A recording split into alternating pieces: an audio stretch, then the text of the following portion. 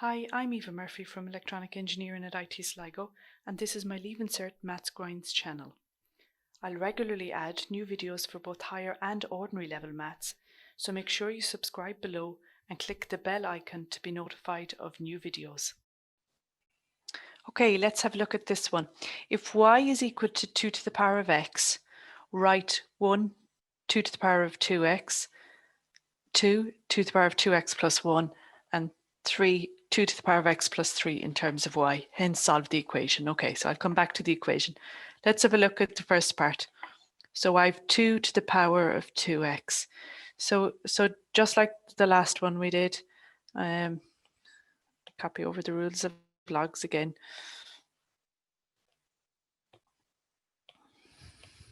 Okay, I'm going to use the third rule.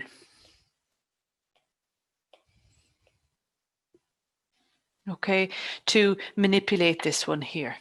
Okay, because what am I trying to do? I'm trying to take each term and write it in terms of y. So in other words, I'd like some y's in there. So 2 to the power of 2x. So I could say that two powers have already been multiplied together. So I could write this as 2 to the power of 2 to the power of x, or it could be 2 to the power of x squared. Okay, now let's look at what y is. Y is 2 to the power of x. So this one is better because this one I can write as y squared, or just simply y squared. Okay, this one here isn't much good to me for the purposes of this question. It's not much good to me. Okay, so I want it in terms of y, so 2 to the power of x, all to the power of 2. There's my 2x there, or x to the power of 2. So it doesn't matter which order multiplication comes in. 2 by 3 is the same as 3 by 2. So therefore, x multiplied by 2 is the same as 2 multiplied by x. Okay, that's why it doesn't matter which of these ways I write it. Okay, so that's y squared. Let's have a look at the second part. We have 2 to the power of 2x plus 1. Okay, so a little bit more complicated in this one. I'm going to use, for this one, the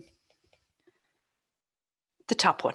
Okay, why the top one? Because I see an addition sign in the indices, in the powers.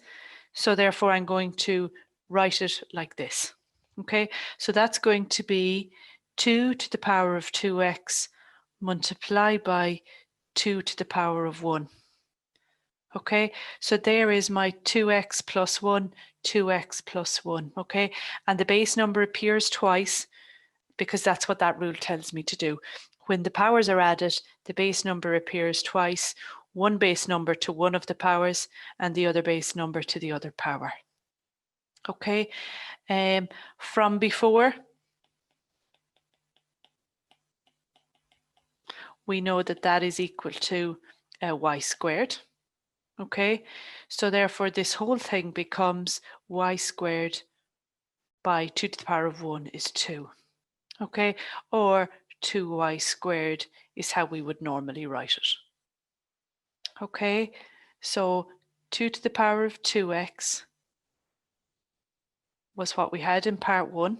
So that's why I know that that one's y squared, but I must multiply it by this 2 to the power of 1, and that's where this piece comes from. Okay, and then just bring them together. We don't normally write it as y squared by 2.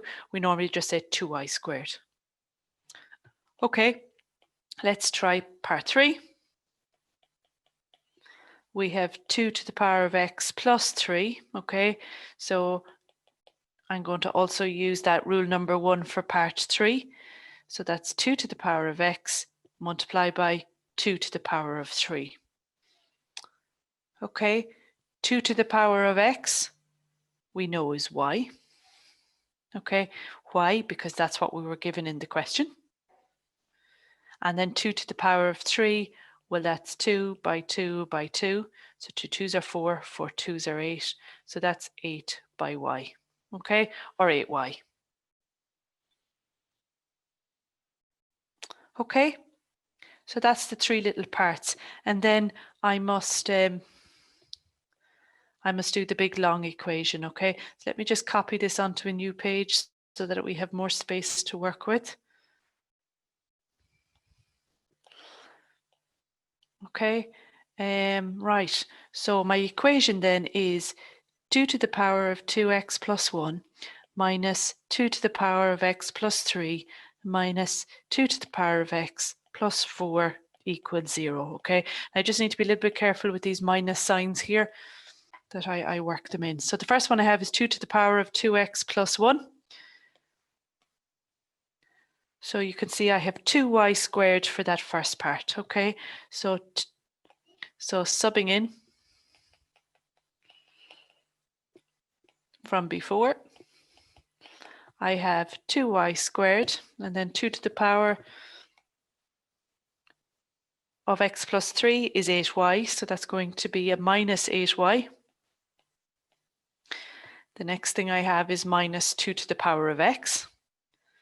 So 2 to the power of x is quite simply y. So he's going to be a minus y plus 4 equals 0.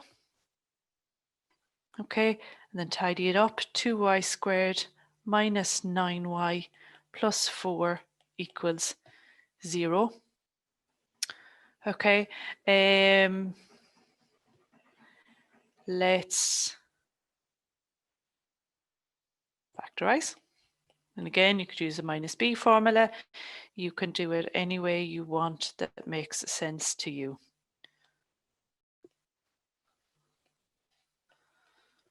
Okay, so I get 2y. Let me just check it.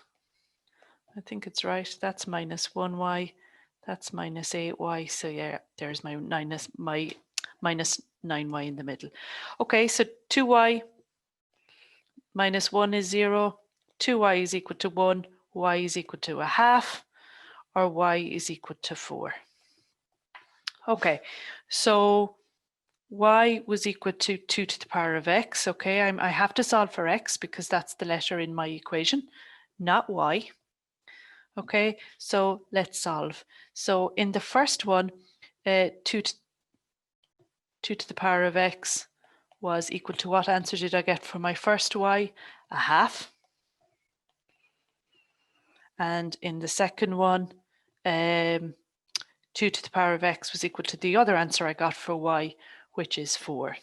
Okay, so this one is definitely easier because I can write 4 as 2 squared.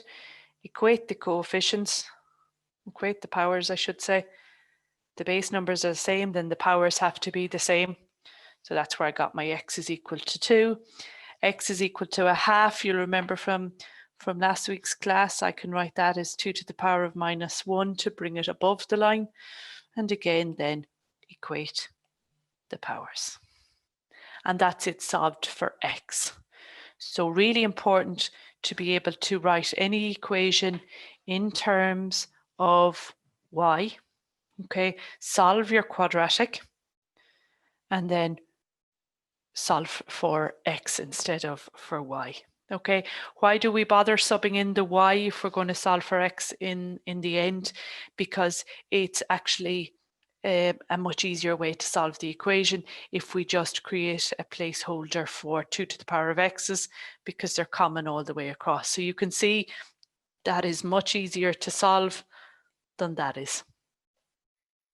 If you've enjoyed this video, then why not join us in IT Sligo and use maths in practice. In conjunction with industry, we've designed an exciting new program in electronics and self-driving technologies, which uses cutting-edge techniques such as artificial intelligence, computer vision, and virtual and augmented reality. You'll need a H5 in maths to qualify.